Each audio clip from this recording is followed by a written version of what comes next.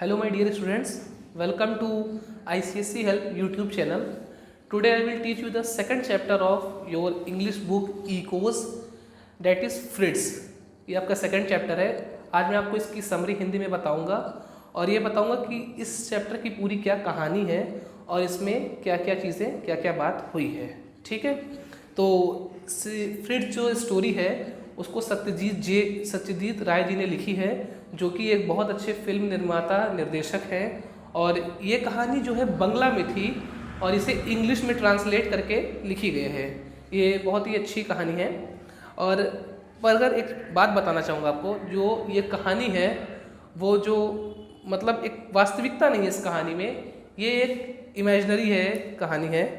आप इस कहानी को बहुत ध्यान से सुनिएगा, मैं आपको बहुत अच्छे से पढ़ाऊँगा। देखिए, फ्रिट्ज जो है एक डॉल का नाम है। डॉल मतलब इन द सेंस आपको कह सकते हैं हम कि एक मेल डॉल है, गुड़िया, कि एक गुड़िया का नाम है। इसमें इस कहानी में दो दोस्त रहते हैं, एक का नाम रहता है जयंतो, एक का नाम रहता है शंकर। तो जयंतो और शंकर बहुत अच्छे दोस्त रहते हैं और होता यह है कि वो साथ साथ पढ़ते हैं, साथ साथ यूनिवर्सिटी जाते हैं और अपनी पढ़ाई कंप्लीट करते हैं। फिर एक दोस्त अध्यापक बन जाता है, टीचर बन जाता है, और दूसरा दोस्त मीडिया लाइन में चला जाता है। तो फिर दोनों दोस्तों में प्यार बहुत रहता है और वो एक दूसरे का बहुत रिस्पेक्ट करते हैं और आदर सम्मान भी करते हैं। तो फिर दोनों दोस्तों के मन में एक विचार उठता है, मन में ख्याल आता है कि चलो कोई ना एक दिन समय निकाल के राजस्थान घूमने चलते हैं। तो जब वो राजस्थान घूमने जाने का प्लान बनाते हैं तो उनको छुट्टी नहीं मिल पाती है। जिस दिन पहले वाले दोस्त को छुट्टी मिलती है उस दिन दूसरे वाले दोस्त को नहीं मिल पाती है, जिस दिन दूसरे वाले दोस्त को छुट्टी मिलती है उस दिन पहले वाले दोस्त को छुट्टी नहीं मिल पाती है। तो लिहाजा इन लोग कभी जल्दी जा नहीं पाते हैं। फिर एक दिन ऐसा आता है कि जिस दिन दोनों को एक साथ छुट्टी मिल जाती है और वो फिर जाके मतलब उस दिन प्लान बनाते हैं कि चलो हम दोनों राजस्थान घूमने चलेंगे। फिर जो जयंतो रहता है वो शंकर से ज़िद करता है कि जब हम जाएंगे राजस्थान तो रास्ते में एक जगह पड़ती है जिसका नाम है बूंदी, तो हम लोग बूंदी में रुकेंगे और वहाँ भी घूमेंगे। तो बूंदी कोई ख़ास जगह नहीं थी, मगर बूंदी में जयंतो का एक तरीके से स्टार्टिंग में घर रहता है जब वो छोटा रहता है। तो शंकर मान जाता है उसकी बात कि ठीक है चलो बूंदी में भी हम लोग रुकेंगे। तो वहाँ पे कोई हिस्टोरिकल प्लेस खास नहीं है, एक किला है बस बूंदी में। तो फिर वहाँ वो दोनों जाते हैं और एक सर्किट हाउस में रुकते हैं। सर्किट हाउस को हम लोग डाक बंगला भी कहते हैं और वहाँ पे कमरा लेकर के रुक जाते हैं।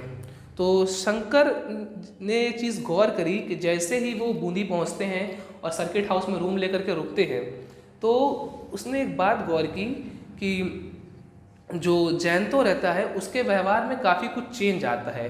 वो वहाँ जाके जैसे इमोशनल हो जाता है, उसके स्वभाव में काफ़ी चेंजेस आते हैं, जैसे कि वो डरने लगता है और थोड़ा सा डरता है और उसके मन में काफ़ी विचार उत्पन्न होते हैं डर के मामले में।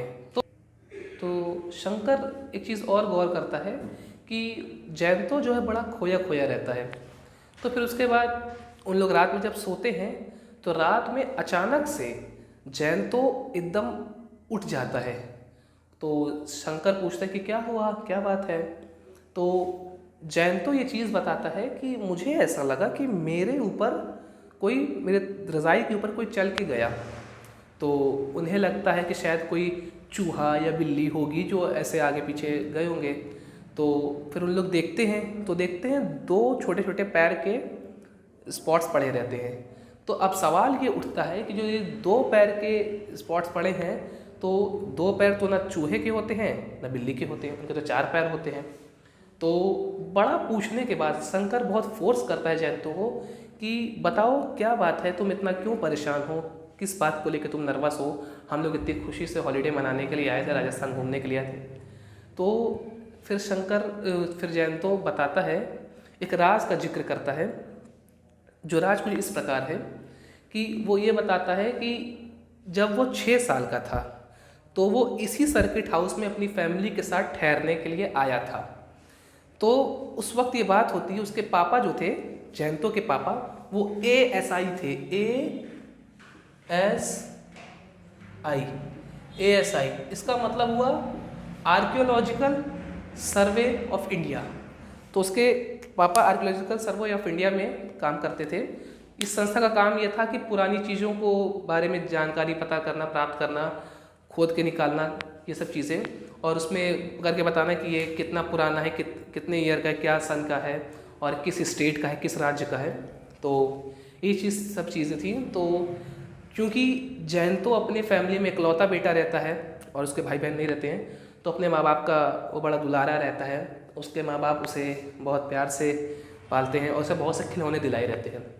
तो जो जयंतो के चाचा रहते हैं वो यूरोप जाते हैं और यूरोप में स्विट्ज़रलैंड से वो एक गुड़िया लेते हैं, और जब वो गुड़िया खरीदते हैं तो उस गुड़िया को जब वो दुकानदार बेचता रहता है तो उसने मजाक में ही उनके चाचा से एक बात कह दी थी कि अगर आप इस गुड़िया को फ्रिड्स के नाम से पुकारेंगे तो ये आपको जवाब देगा, आपसे बात करेगा।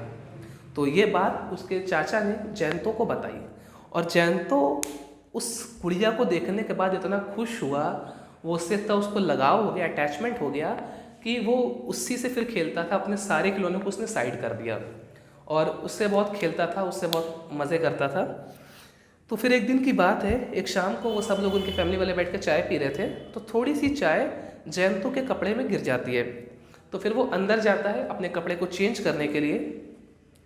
तो उसी बीच जब वो फिर बाहर आता है तो देखता है कि तब तक में एक कहानी हो गई थी कि जो उसकी गुड़िया थी फ्रिड्स, उसको दो stray of dogs, street dogs हम कह सकते हैं, कि दो कुत्तों ने उसे मतलब टॉर्न कर दिया था, फाड़ दिया था मुंह से नोच वोच के। तो मतलब उसका एकदम खोलिया एकदम ख़राब कर दिया था कि जिसको दोबारा से वापस सही नहीं किया जा सकता था, ऐसा कर दिया था। तो बहरहाल इसको देख करके जयंतो को बहुत दुख होता है कि मेरी ये जो गुड़िया है इसको उन्होंने ऐसा कर दिया, तो काफ़ी दुखी होता है। फिर वहीं पास में एक देवदार ट्री होता है, देवदार का पेड़ होता है, तो उसी के पास वो गड्ढा खोद करके उस फ्रिड्स को दफन कर देता है और उसको मिट्टी से कवर कर देता है। फिर ये कहानी बीत जाती है।